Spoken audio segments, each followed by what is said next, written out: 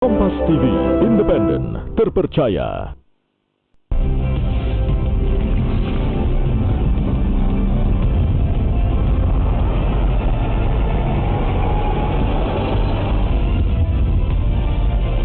Kompas TV, independen, terpercaya.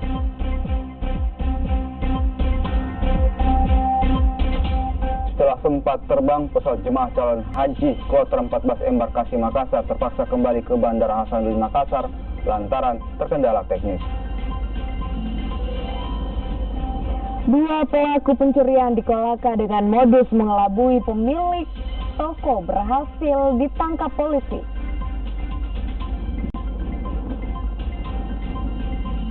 Manchester United menyiapkan gaji 1,7 miliar rupiah untuk mendatangkan Bruno Fernandes ke Old Trafford.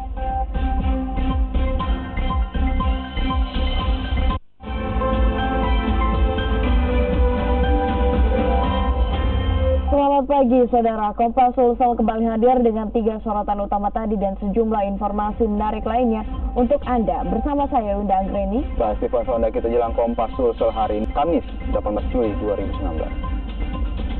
Kita awali Kompas Sulsel hari ini, saudara.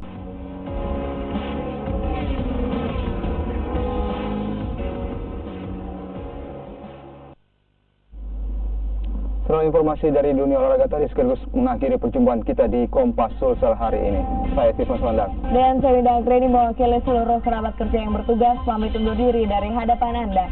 Pastikan Anda tetap bersama kami di Kompas TV, independen terpercaya untuk menyaksikan Sapa Sulsel yang akan hadir saat lagi. Terima kasih, selamat pagi dan sampai jumpa.